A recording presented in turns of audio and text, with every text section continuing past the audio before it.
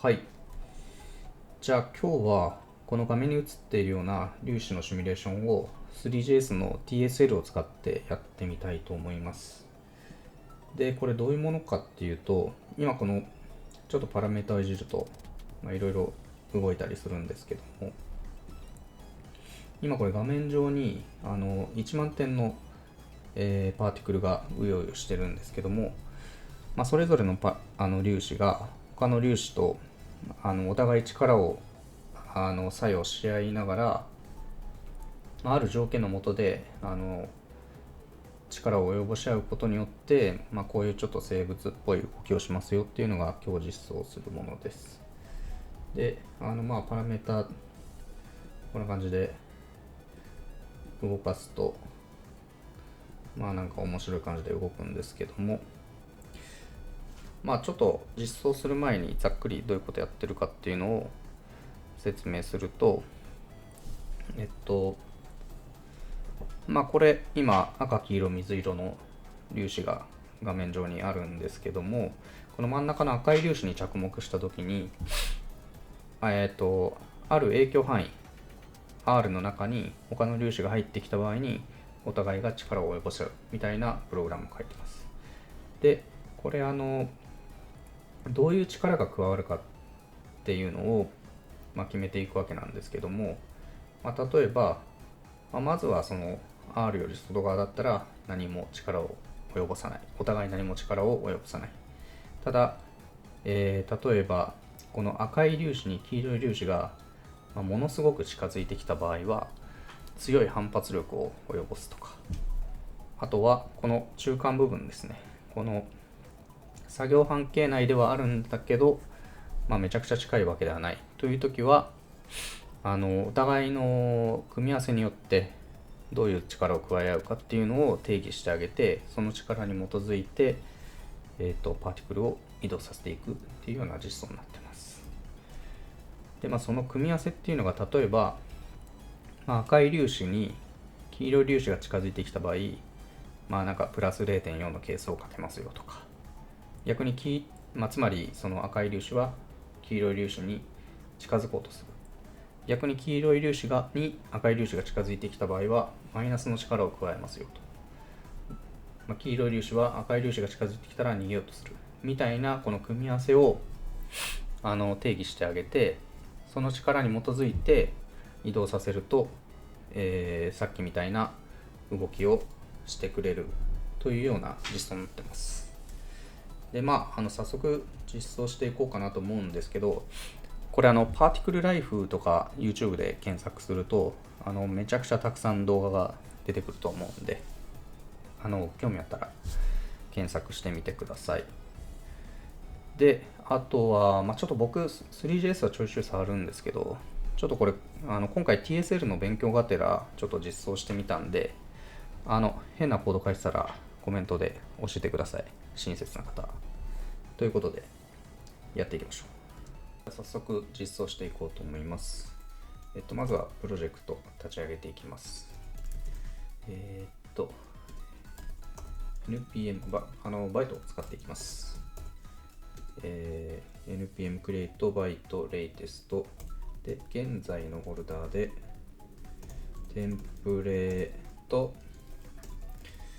バニラ -ts でタイプスクリプトを使います。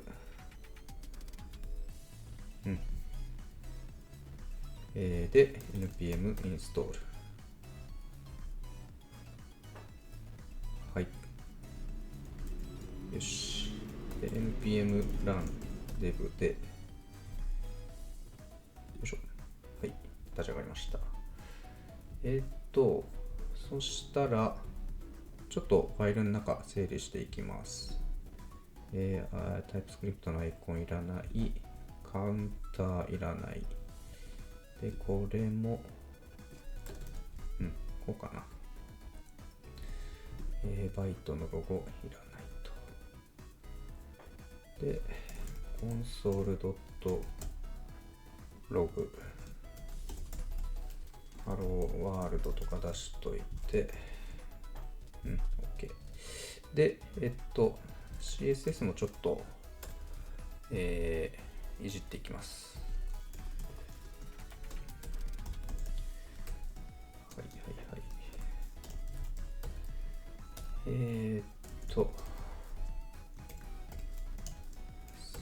さっとこうしてバックグラウンドカラー黒のはい。とりあえずいらないものを弾いてきれいにしましたと。であとこのリンクも消しといてと。はい。そしたらとりあえず3JS のインストールしていきます。npmi3 で、あとは npmi @types/3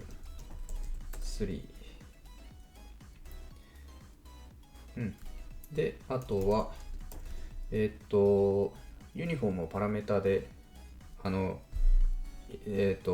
変更できるようにしていくんでGUI 入れていきます。はい、OK。じゃあそしたら早速3JS のセットアップをしていきます。で、まずはインポートアスタリスク as 3 from で、ここが3/WebGPU。はい。で、セットアップしていきます。コンスト、まずアスペクト比出していきます。window.inner width height window.inner height aspect equal width per height で、次シーンを作っていきます。3シーンで、次カメラ。今回2次元でやっていくんで、カメラはオーソグラフィックカメラ。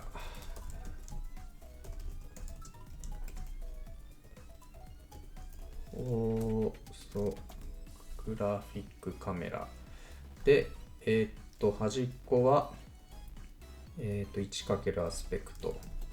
ごめんなさい。マイナスアスペクトからアスペクト。左がマイナスアスペクト、右がマイナスアスペクトの、上が1、下がマイナス1。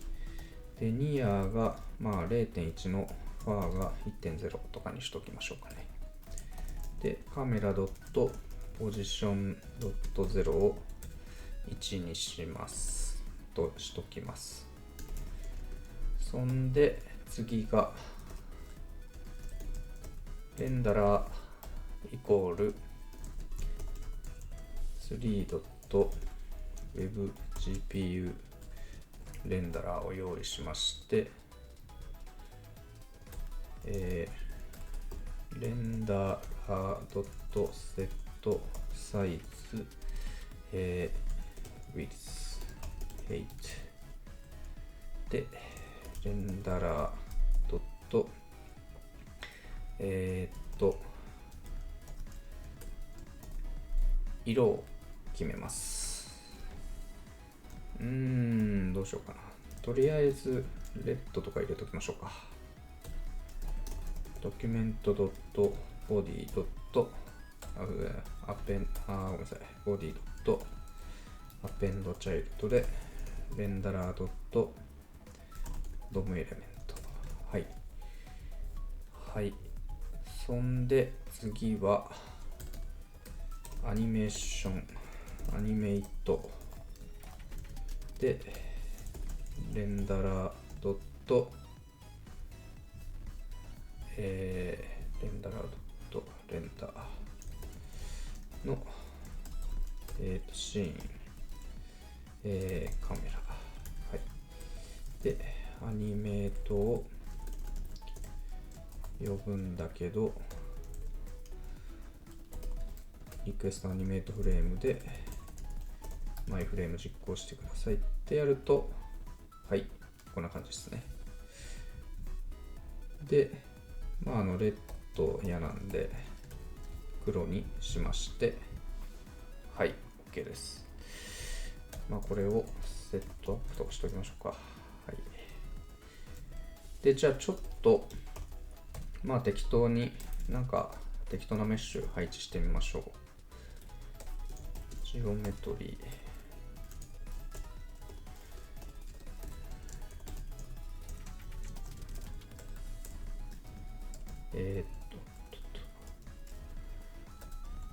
プレーンジオメトリコンストマテリアル3.basic メッシュベーシックマテリアル、はい、メッシュはジオメトリのマテリアルでシーンドットアドメッシュでどうでしょう。はい、OK。で、あとリサイズだけやっておきますか。イベントリスナーでリサイズでコールバック関数で、はい、アスペクト比が変わるんで、アスペクトイコールウィンドウドットイナーウィルスのウィンドウドットイナーヘイトで、カメラのレフトがマイナスアスペクトになります。マイナスアスペクトで、カメラのライトがアスペクト。カメラドットアップデートマトリックアップデートプロジェクトマトリックスをしてレンダラードットセットサイズがまた変わりますよと。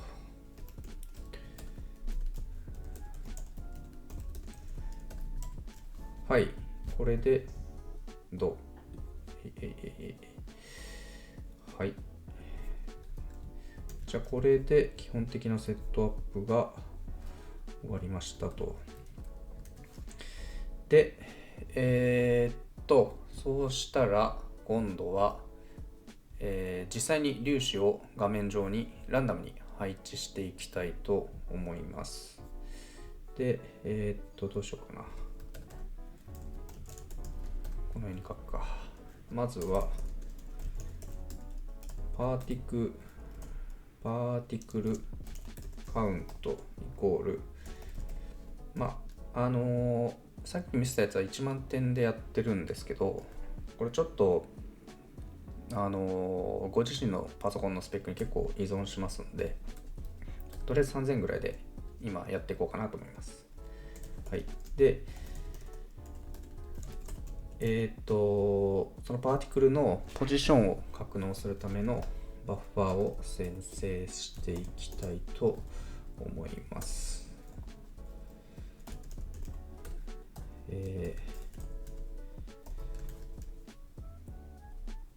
ポジションバッファーは、ベクター2型、XY 座標なんで、ベクター2型で、パーティクルカウントだけ、生成しますよと。で、これ、インスタンスドアレイは、これ TSL から入れますか。はい。で、次に、実際その最初の初期位置を決めていきたい、計算していきたいと思います。ファンクション、ここで、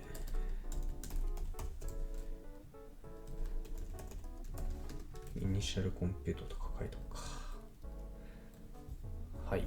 で、まず、コンストポジションイコールポジションバッファードットエレメントのインスタンスインデックスでインデックス番号名のポジションを取得して、でここに格納するイニシャルポジションっていうのを生成していきます。でこれはベクター2型で、範囲なんですけど、x 方向はマイナスアスペクトからアスペクトまでの範囲で、y 方向はマイナス1から1の範囲で座標を生成していきます。ランダムな座標を。なので、ハッシュインスタンスインデックスドットアドの、u インテジャー u イントマスドットランダムのとりあえずでっかい数字をかけとくと。でこれで今マイナス0から1の範囲の乱数が生成されたんで、これをサブで 0.5 引いてあげることによってマイナス 0.5 から 0.5 の範囲に変わったんで、これに、2.0 をかけるとマイナス1から1の範囲の乱数に変わって、でこれにアスペクトをかけて、x 方向の乱数は、x 方向の座標はマイナスアスペクトからアスペクトまでの、ランダムな値に初期値はなります。でこれ y 座標はコピペしてアスペクトを消してあげれば、これで、マイナス1から1の範囲になります。はい。で、これを、ここで生成した座標をポジションに割り当ててあげれば OK なんだけど、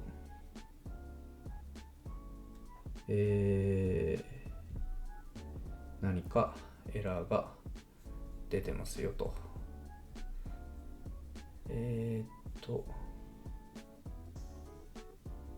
何かしら。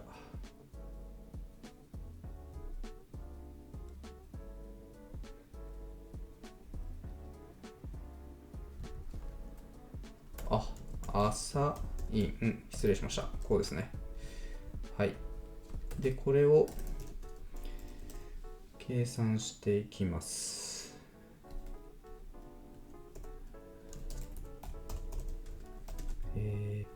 イニット、コンピュートのパーティクルカウントだけ計算してね。レンダラードットコンピュート。はい。これで今、パーティクルカウントだけ初期位置のランダムな座標が計算されて、それが今ポジションバッファーの中に入っています。そしたら実際に、この座標の位置にパーティクルを配置していきたいんですけども、今回パーティクルはインスタンス化したプレーンを配置していっていこうかなと思います。なので、とりあえずこのプレーンジオメトリー残しのマテリアルイコールニュー3ドットスピリットノードマテリアルで、コンスト、メッシュイコール3ドットインスタンスドメッシュでジオメトリーマテリアルパーティクルカウントとやってシーンドットアドのメッシュってやると、真ん中にこれ1個、このプレーンのメッシュが表示されているように見えるんですけども、ここ多分同じ場所に、大量に今3000個かあるような状況です。なので、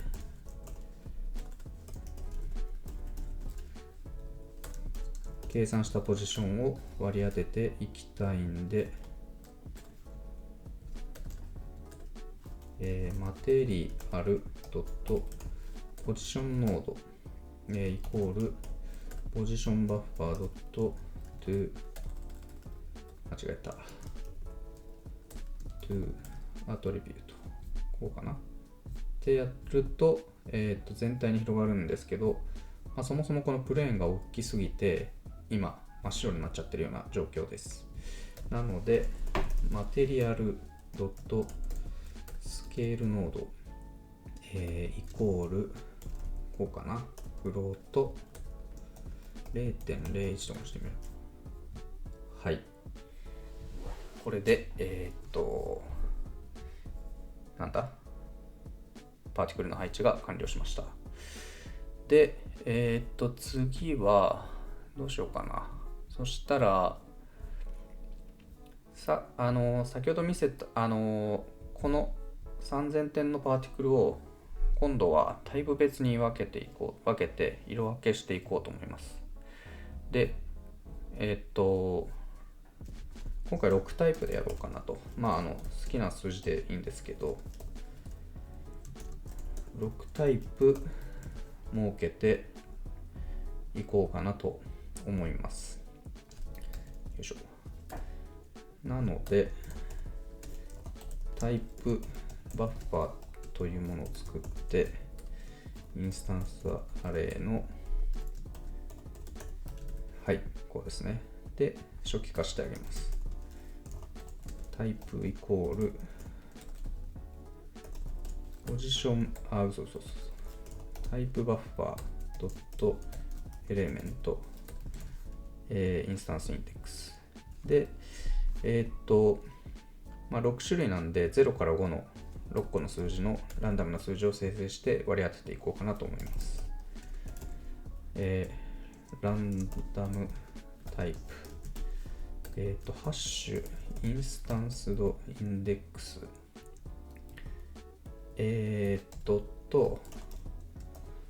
マルティプルのタイプカウントドット、切り捨ての、はい、こうかな。タイプドットアサインのランダムタイプ。これで、3000個の0から5までのランダムな数字が格納された、タイプバッファーに格納されたって感じですね。はい。なので、このタイプバッファーの数字を見て、色を変えていきたいんですけども、まずちょっと色を最初決めておきたいんですけど、ちょっとこれめんどくさいんで、完成したプロジェクトからコピペで取ってきます。ドン。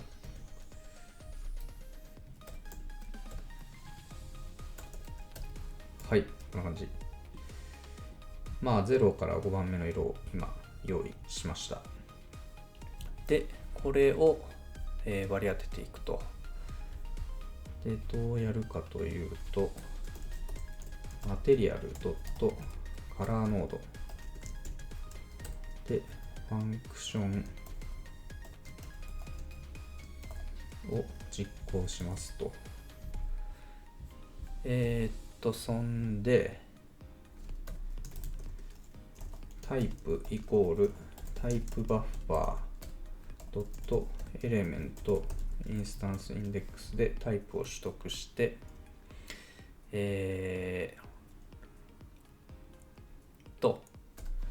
そのタイプの値によって色を変えますと。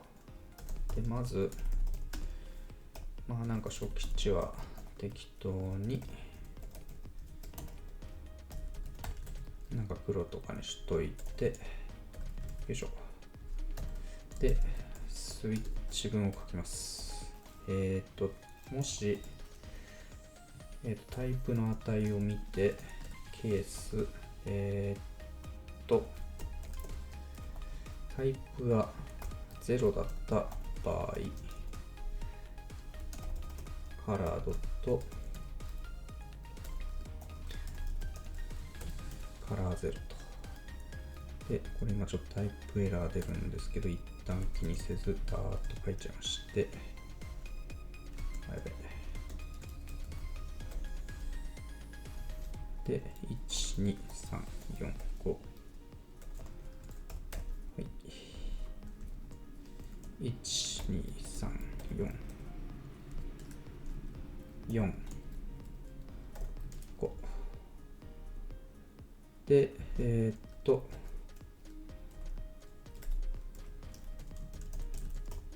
デフォルト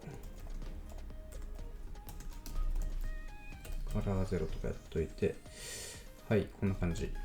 で、ちょっとこれ、タイプスクリプトのエラーがちょっと出ちゃってるんですけど、まあこれ、一応公式ドキュメント通りの書き方でやっておるんですけども、なんかちょっとエラーで、そうね、これ、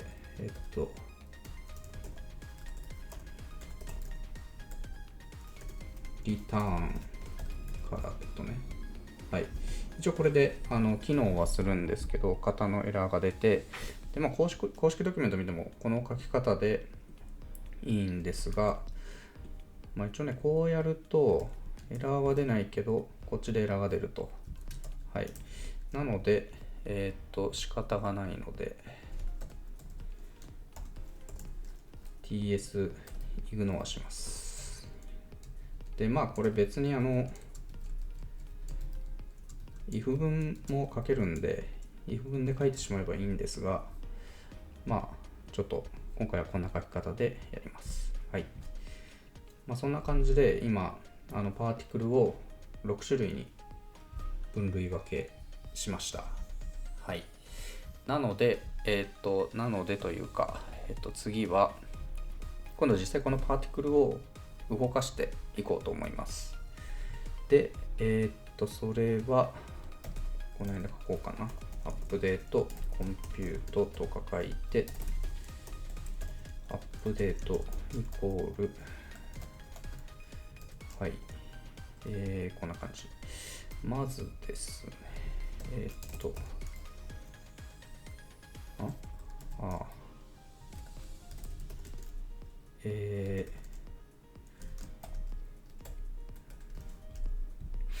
まずここでは、この粒子、まあ、すべての粒子に関して、フォーループで回していくんですけども、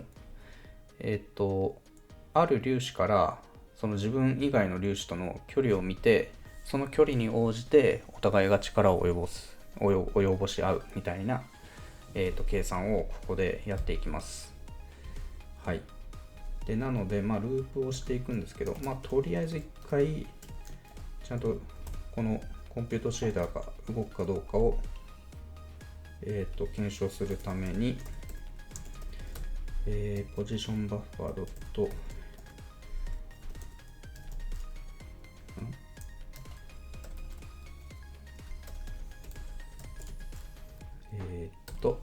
まず i 番目の、ポジションを取得して、そうか、速度が必要なんで、ベロシティバッファーを作ってあげないといけない。パーティクルカウントの、これ、ベクター2型、XY 方向のベロシティなんで、ベクター2型で初期化してあげます。ベロシティバッファードットエレメントインスタンスインデックス。はい。で、コンスト、イニシャルベロシティっていうのは、ベクター2の嘘 0.0。まあ、初期値0として、イニシャルベロシティ。はい。で、これで、なんだっけ、パーティクルカウント分の速度の初期値を割り当てることができました。なので、このアップデートでは、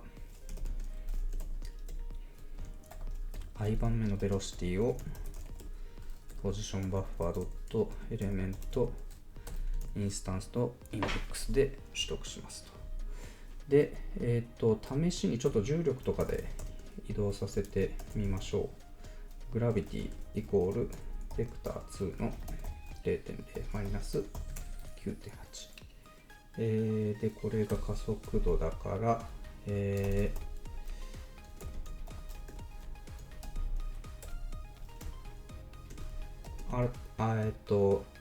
新しい速度は加速度に時間をかければいいんだけど、時間を定義してませんでした。デルタイコールフロートのフレームカウント、1パー60にしましょう。で、新しいベロシティは現在のベロシティに、足しますよ。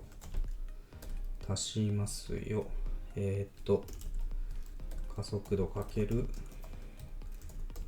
時間をかけたものを、で、新しいポジションっていうのは、現在のポジションに足します。新しいベロシティに、時間をかけたもの。はい。で、これを、今のポジションにアサインして、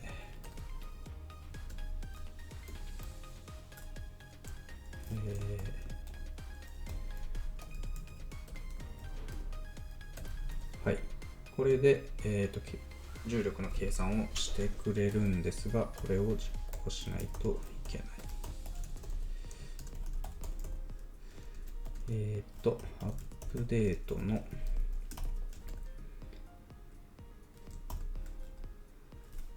パーティクルカウントと。はい。で、これはマイフレーム計算するんで、このアニメートの中で実行します。レンダラードットコンピュート async。ちゃんと計算の終わりを待って、はい。なんか動いてましたね。ドン、ドン、ドン。はい。こんな感じ。で、とりあえず動くようになりました。なので次が、動くようになったんで、今度はじゃあ実際に粒子のシミュレーション、そのお互いのお互いの作用によってお互いが相互作用することによって最初に見せたような動きをしていくわけなんですけども、その力を、計算どういう力がかかるかっていうのを、実際に計算していきます。で、とりあえずこの重力の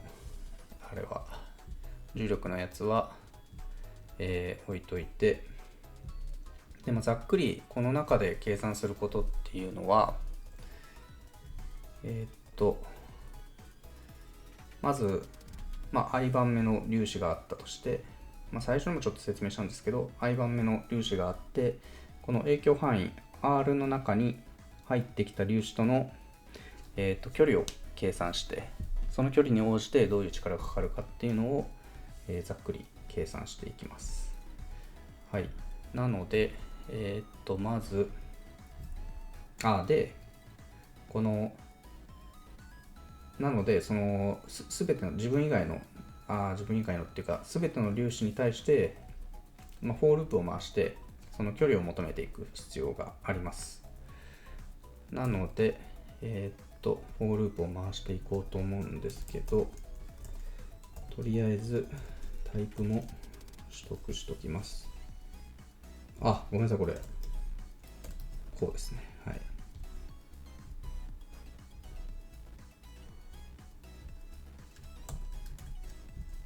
なんかさっき重力速いなと思ったけど、そういうことか。はい。失礼しました。ここちょっとポジションバッファーになってたんで、なんかいい感じに動いちゃったんですけども、実際はベロシティバッファーですね。はい、失礼しました。で、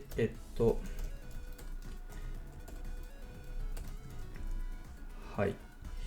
タイプを取得して、で、力の計算をしていくんで、フォース i、ベクター2、はい、初期値。で、パーティクルカウントだけループを回していきます。レッド j イコール、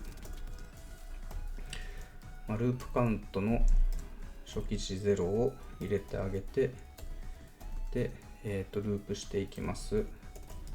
パーティクルカウントだけループしてください。はい。で、コールバック関数。コールバック関数。まあいいや。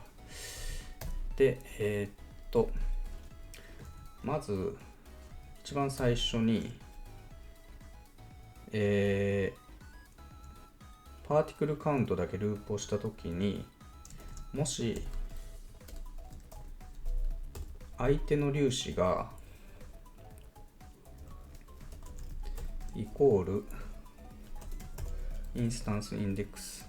つまり、自分自身だったら、j ドットアサインの j ドットアドループカウントに1を足してこの後の処理はしないでくださいっていう、最初にその条件が来ますね。で、相手の粒子が自分以外だった場合を今度はやっていきます。相手の粒子のポジションを取得します。J、タイプバッファードットエレメントの J、相手の粒子のポジションとタイプを取得しました。で、これの、距離を求めていきます。まずはディレクションポズ J ドットサブポズ I でディスタンスっていうのはディレクションのレングスを取ってディスタンスになります。なのでこれ今、I 番目の粒子と J 番目の粒子の距離を今算出したっていう感じになってます。はい。で、今度はこの距離が影響範囲内かどうかっていうのをチェックしていきます。影響範囲内だったら、ある条件に基づいて相互作用するんですけども、影響範囲より外だったらもうその何も影響者はないんで計算しなくていいですよという処理を入れていきます。なので、もしディスタンスが、グレーターザン影響半径なんですけど、そうだ、この半径を決めてあげないといけないので、コンストインタラクションレイディアスユニフォームの 0.2 ぐらいにしときますか。で、またアップデート戻って、はい。もし、グレーターザンインタラクションレイディアスだった場合、ここに関数を書いて、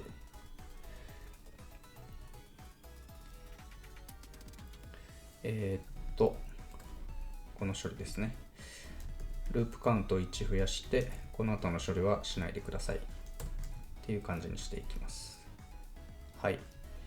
で、次に、今この影響範囲より外の処理っていうのは書いたので、今度影響範囲の中にいる場合の処理っていうのを書いていきます。で、とりあえずノーマルベクトルが必要なので、ノーマルベクトルを計算していきます。レッドノーマル、ノーマルベクトル、あれですね、その粒子同士の距離というか、粒子同士のその方向ですね。その粒子と粒子を結んだ方向が必要になってきます。はい。ちょっと初期値適当に入れてあげて、で、これ仮に、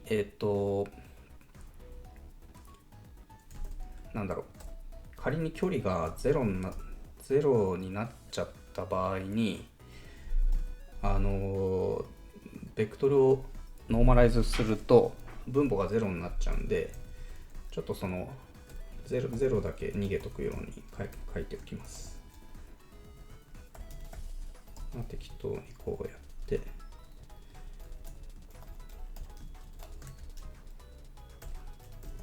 ノーマルドットアサインの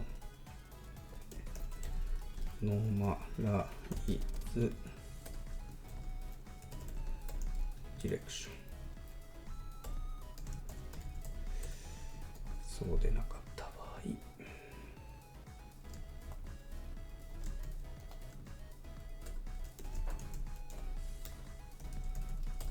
アサインのノーマライズの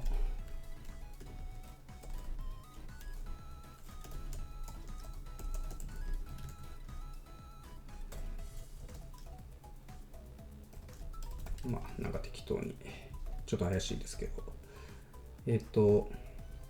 粒子間の距離が0だったら、なんか適当なノーマルのベクトルを今割り当ててます。0じゃなかったら、その粒子間の距離に方向のベクトルをノーマライズしているっていうような感じです。で、ちなみに今エラーは何も出てない。はい。さあ、そんで、今度はこの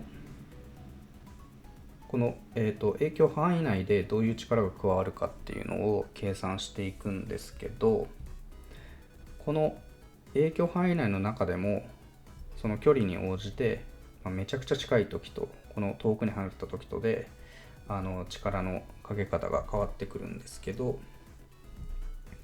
それをこの式に基づいて、書いていこうかなと思います。で、これはちょっと他の方のYouTube の動画で、海外の方なんですけど、その、動画を参考にさせてもらったので、リンクに概要欄に貼っとくので、よかったら見てみてください。はい。で、これどういう式かっていうと、よいしょ。はい。今ここが i 番目の粒子で、i 番目の粒子からどれくらい離れてるかっていうのが横軸にとってます。で、縦軸がその力の大きさを決める係数になってます。で、まずその粒子の粒子がこのベータを境に、ベータよりも近い場合は、よいしょ。ベータよりも近い場合は、マイナスの力、つまり、突き放そうとする力、重ならないように、ものすごい積力を、作用させます。で、そうでなかった場合は、この山形の、この頂点に対して対象になっている山形の力で力をかけていくんですけども、この値っていうのが一番最初に紹介したこの色の組み合わせによって決まる、値を使用していきます。よいしょ。なので、この三角形の頂点が、最大値が、このマトリックスで決めた値になるようにしていくっていうような感じですね。はい。で、この R が影響半径より大きかったら、力が作用しないですよという式になってます。はい。なので、まずこのマトリックスをちょっと定義しましょうか。はい。で、これもちょっと完成したやつからコピペしてきてしまいます。よいしょ。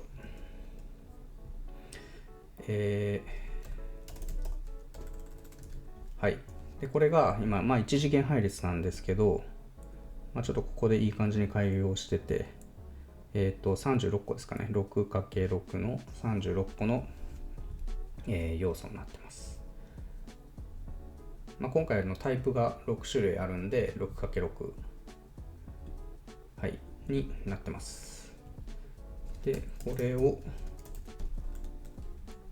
インタラクションマトリックスノードにしてあげて、ユニフォームアレイのインタラクションマトリックス。はい。これで、相互作用の係数が、定義できました。次は、じゃあこのお互いのタイプを見て、今度は、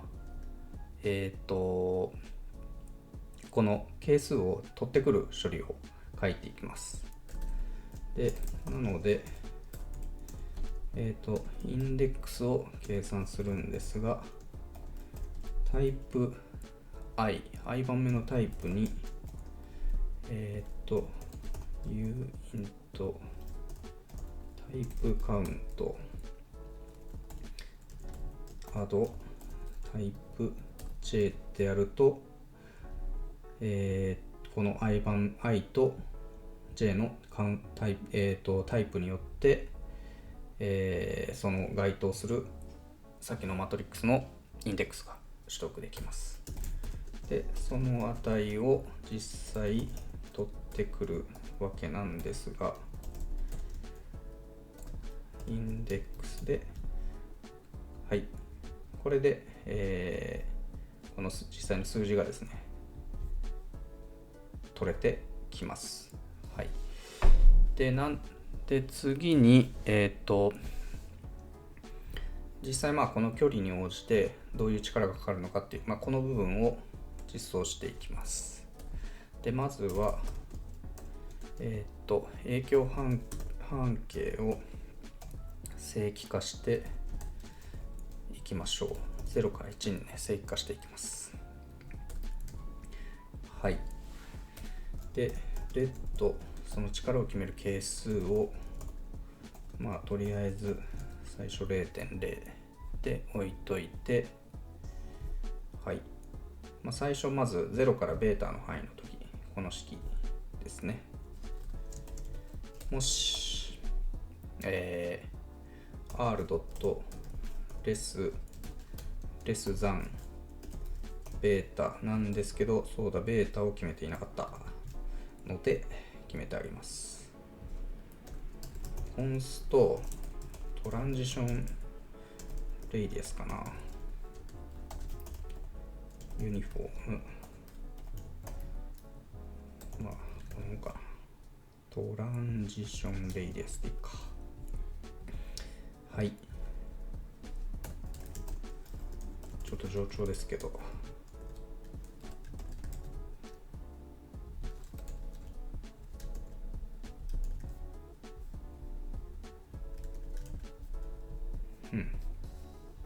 はい。で、もし、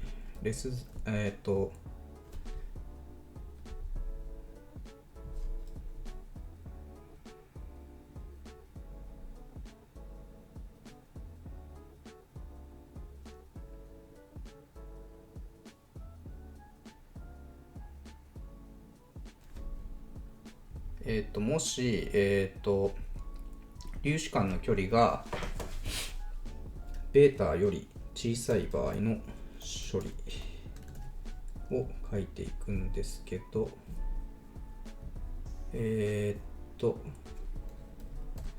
w ドットアサインします r ドット div ベータ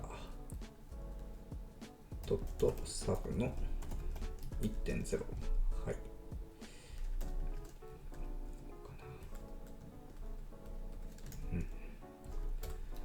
で else if もし今度ベータ、この距離がベータより大きくて1よりちっちゃいなので r ドットレスザンフロートいやいいか、こうか、フロートじゃなくて普通に 1.0 より小さい場合を r ドットレスザン、だった場合で、ちょっとこの式なんかややこしいんですが、要はコンストレンジイコールフロート 1.0 ドットサブのベータコンスト山の頂点センターイコールフロート 1.0 ドットアドベータドットマルティプルの 0.5 ディスタンスイコールアブソリュートの r ドットサブセン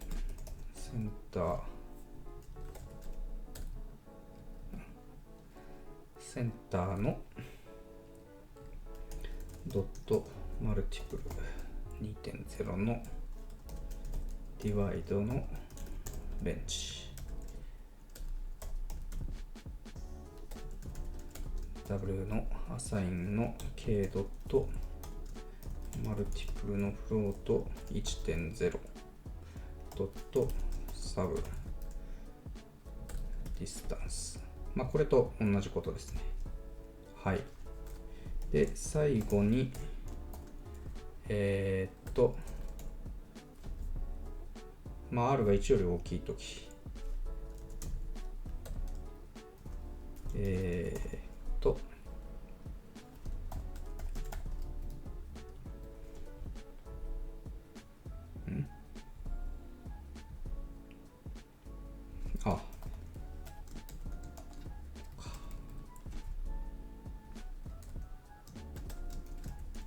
はい。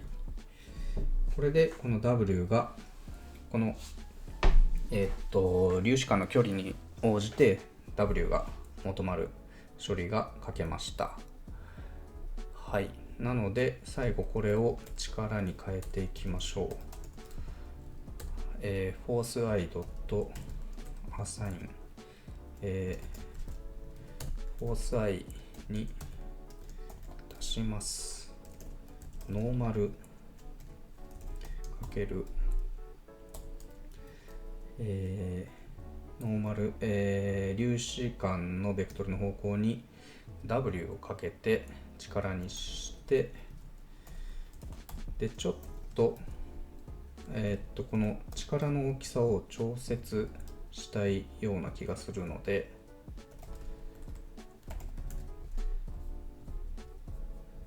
最後調節できるようにするんでフォース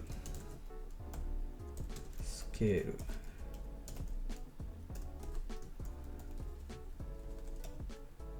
ユニフォーム力の大きさをスケールしときます。これ最後 GUI でぐいぐいいじれるようにする予定です。でJ ドットアサインの J ドットアド U イント 1.0 1.0 とか1。これで、お互いの粒子間の距離による力の、力を算出する処理が書けました。じゃあ実際これをその i 番目の粒子に力をかけていきたいんですけども、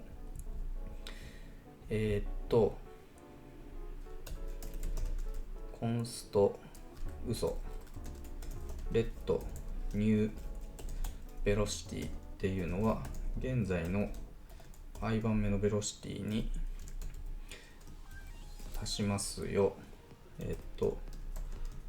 フォース i かけるデルタ、これで速度になると。で、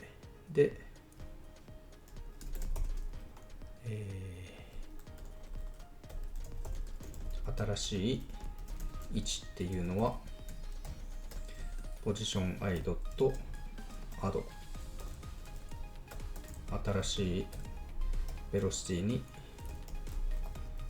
時間をかけます。で、これ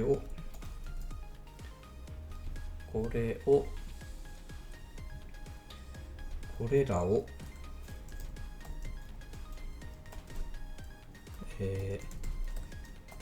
新しい速度、新しい位置としますと。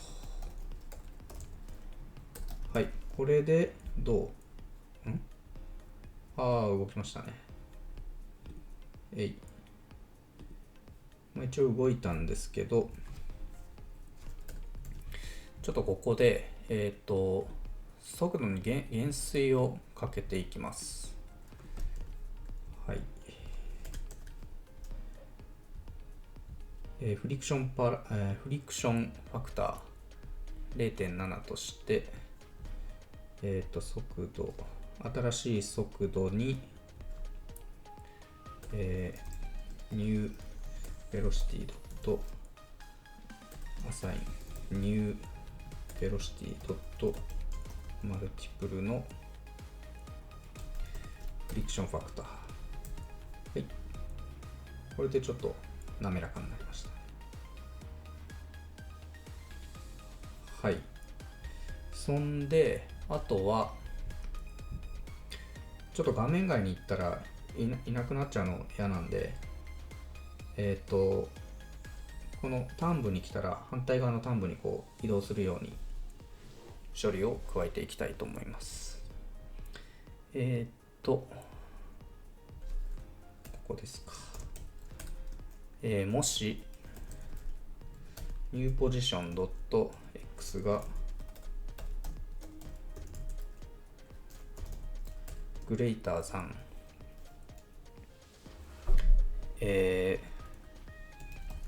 フロートの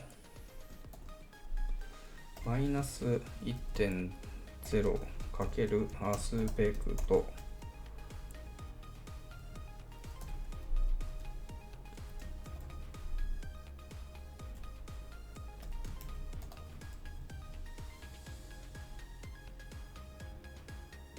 マイナス 1.0 違うな。 1.0 よりこれあれですね。右端に行ったとき、右端に行っちゃったときの処理なんで、右の画面の端部はアスペクトなんで、1.0 かけるアスペクトなんで、新しいポジションの X 座標がそれよりも大きくなった場合、ニューポジションドットアサインしますベクター2のマイナス 1.0 反対側に行きますかけるアスペクトで y 座標はニューポジションドット y でこれはちょっと待てよと、はい、こううん。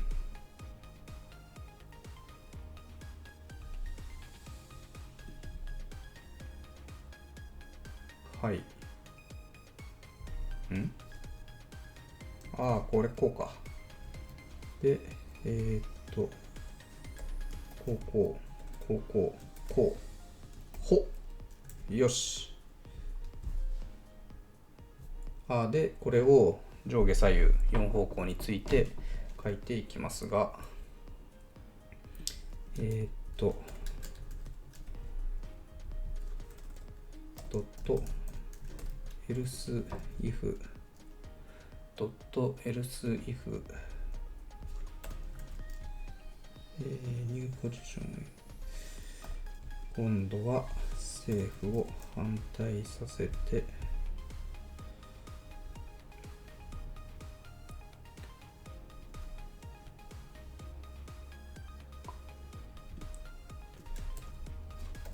いしょ。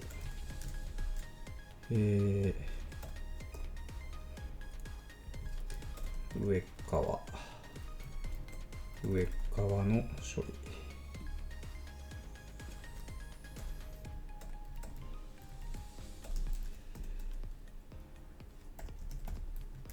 理。で、今度は下側。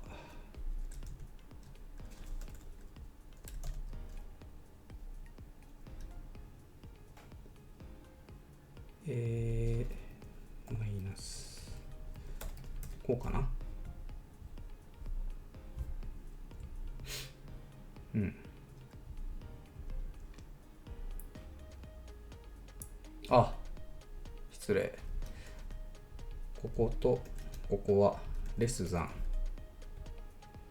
で、そうすると、この画面の端部に行ったら、反対側に行くようにはしたんですけど、なんかそうするとこの端部がうようよして気持ち悪いんで、これを端部からちょっと離れたところに設定してあげます。どんどんどんどんどん全部 1.2 にして、そうするとまあなんかちょっと自然な感じになりましたと。はい。で、まあ一応これで実装自体は、もうちょっといろいろあるんですけど、これを例えば1万点とかにしてみると、いい感じ。はい。で、じゃあこれでいいんですけど、ちょっとパラメータ調節できるように、GUI 入れていこうかなと思います。よいしょ。コンスト GUI。そうですか。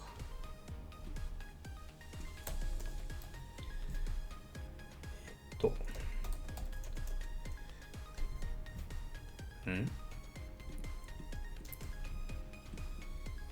うか。はい。で、はい。で、まずは、どうしようかな。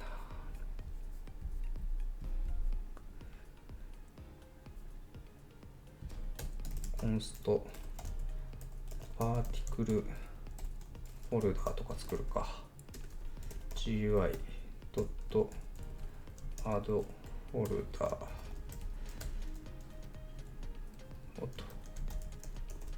パーティクルパラムス。で、次がカラーフォルダ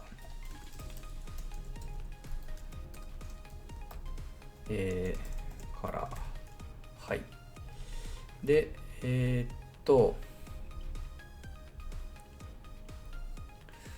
パーティクルフォルダーは、まず、タイムスケールってどうしたんだっけ。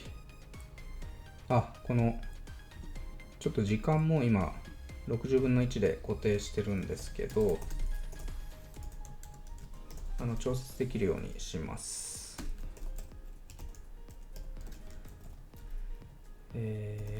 こうしようかな。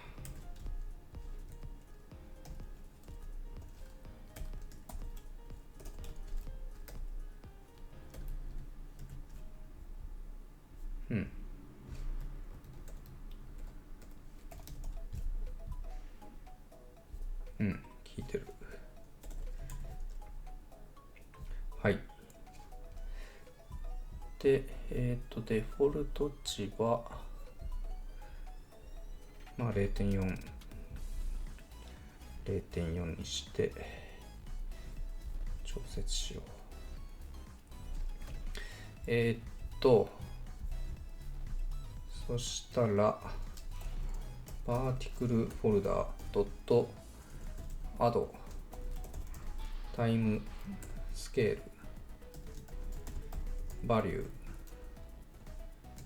ネームタイムスケールドットミニマム 0.01 マックス 1.0 ステップ 0.01 とかしようかな。はい。はいはいはい。はい、OK。で、次。影響半径。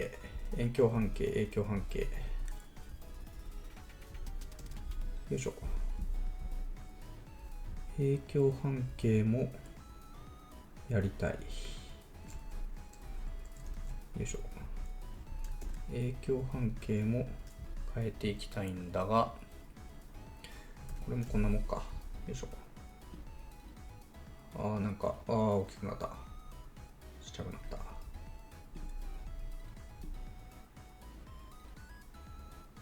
はい。で、次、ベータ。トランジションレイディアス。もやっていく。よいしょ。はい。どうでしょう。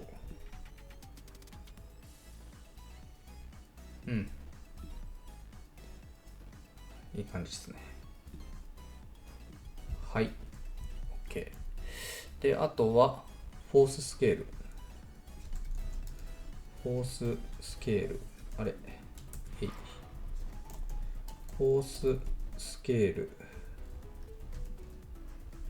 で、フォーススケールは 1.0 から20ぐらいにしようかな。1.0 から20ぐらいにして、こんぐらいかな。はい。1.0 から40。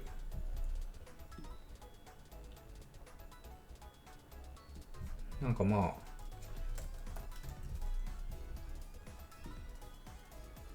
1.0 から100ぐらいにするかしら。はい。じゃあとりあえずこれは OK と。で、あとは、色。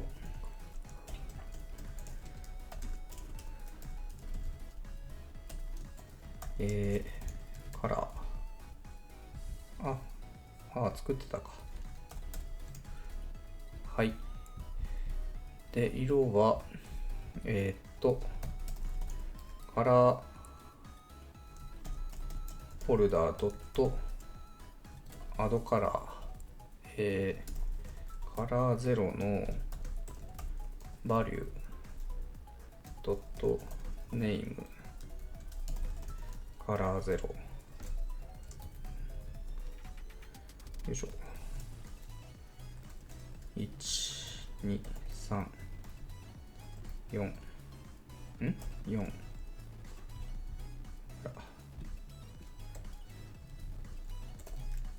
5。はい。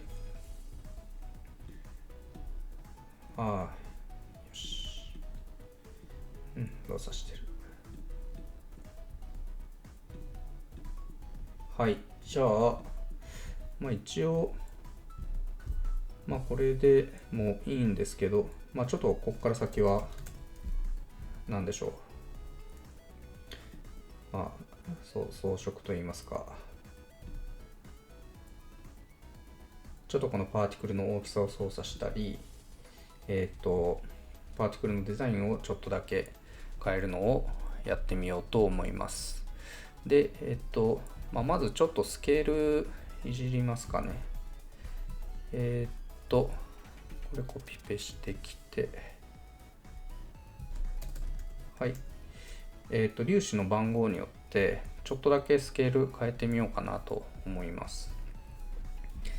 それでスケールなんかどっかで触った記憶があるんですけども、これだ、あった。ここでちょっといろいろ計算していきます。で、ファンクション、はい、またこれですかね。で、まずは、タイプを取得して、タイプバッファードットエレメントのインスタンスインデックスで、レッドスケールイコール、フロートスケール0を適当に初期値にしといて、もしタイプドットイコール0、タイプ0だった場合はスケールドットアサインの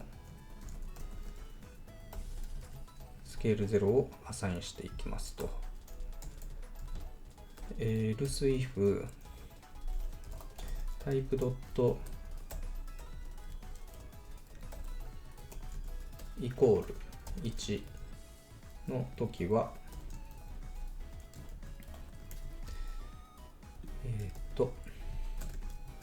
スケール1を渡します。で、これは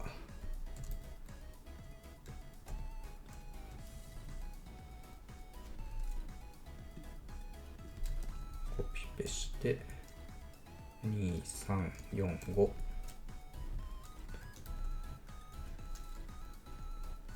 2 3 4 5、はい。で、スケールを返してあげると、そうですね、大きさが変わりましたと。で、これちょっと円形にするのはこの後またやるんで、ちょっと一旦スケールを終わらせましょう。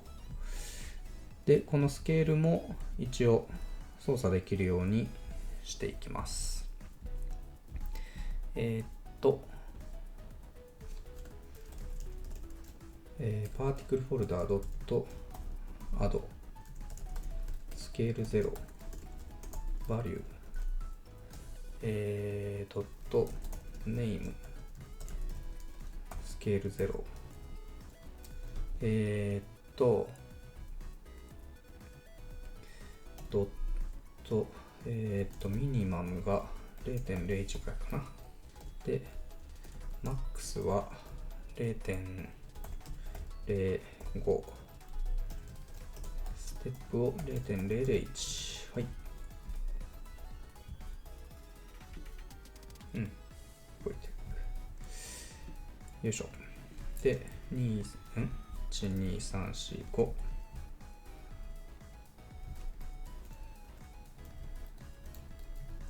1、2、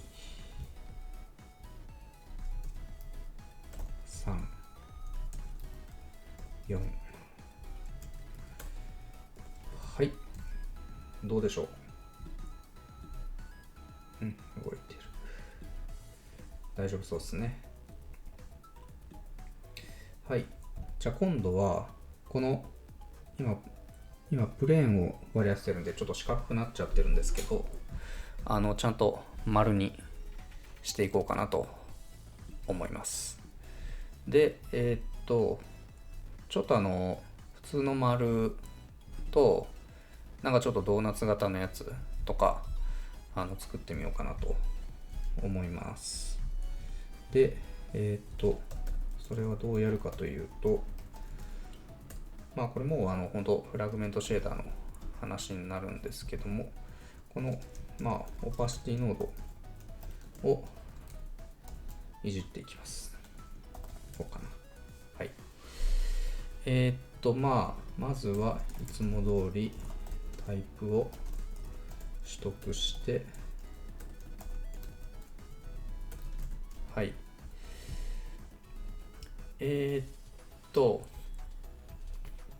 そうしたら、まずどうしようかな。まず、ちょっと円形にしていきたいと思います。ちょっと関数に切り出しまして、シェイプ、スムース、サークルとか書いてみちゃったりして、はい。で、まずは、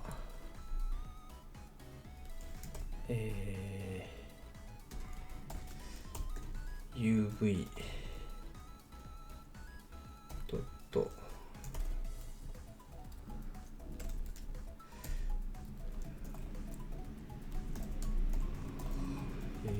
いしょコンスト R イコールレングスの音、はい、この R の距離によってなんか外側に行くほどちょっとフェードがかかったような感じにしていきます。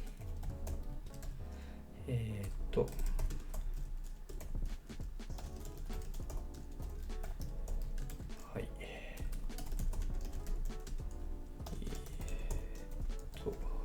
いしょと。スムースステップの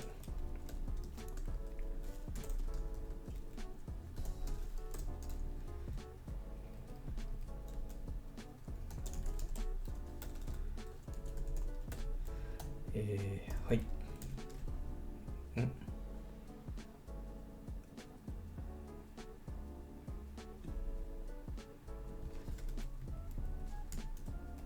スムースステップ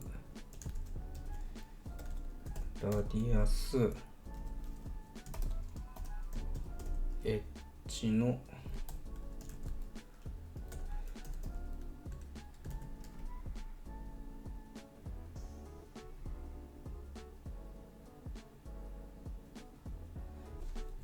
あれ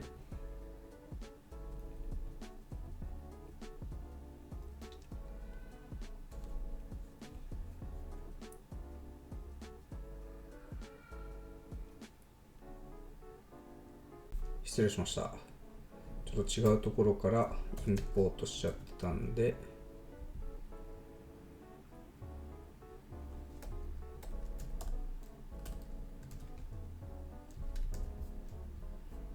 しかもタイプもしてたと。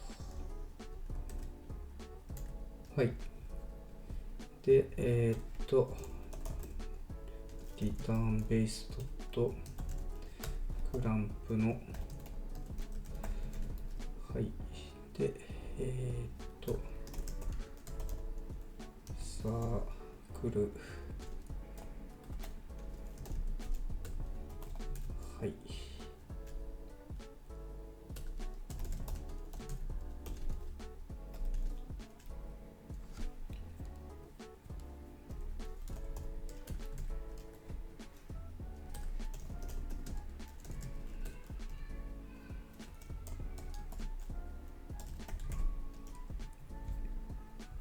はい、丸くなりました。いい感じ。はい。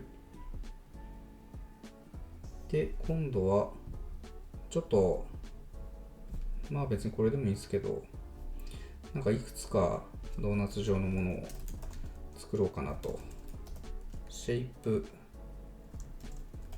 ドーナツイコール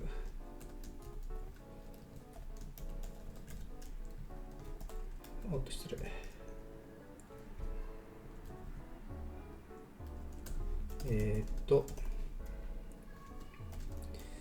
まあこれもちょっとフラグメントシェーダーの話なんでサクッとやっちゃいます。レ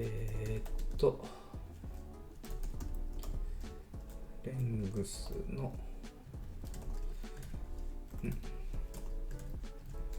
はい、アウターフロート 0.5 のインナー 0.25 とかにしてリングアウター R ドットレスザン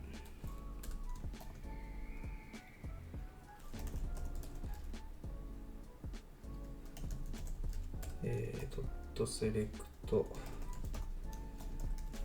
1.0 かはいR がクレイターさんはいリターンリンクはいでそうですね。そしたらドーナツはいそしたら6個のタイプのうち6個のタイプのうち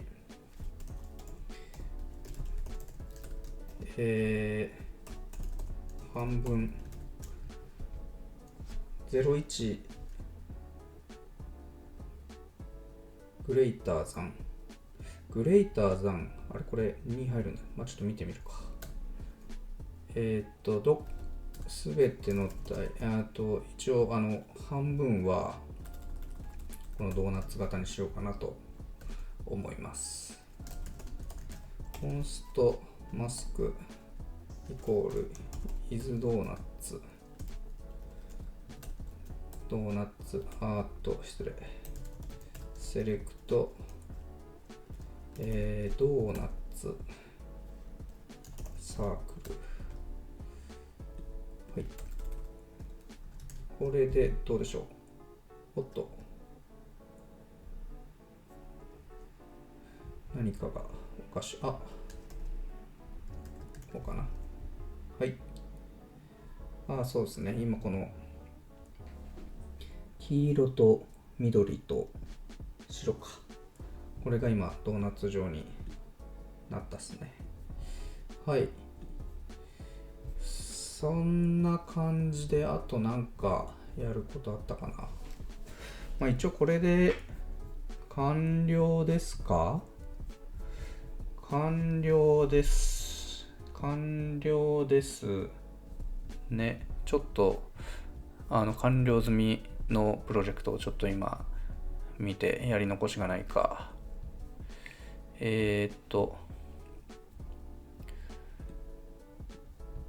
はい、大丈夫そうです。ということで、タイトルだけ書いておきましょうか。アーティクルライフ。さあ、そんな感じで、結構これ、もしかしたら長めの動画になっちゃったかもしれないんで、誰が見るんだって感じかもしれないですけど、一応こんな感じで、ちょっと分かりにくかったかもしれないんですけど、実装しましたんで、GitHub のリンクも載せておくんで、見比べながらやってみてください。ということで、終わり。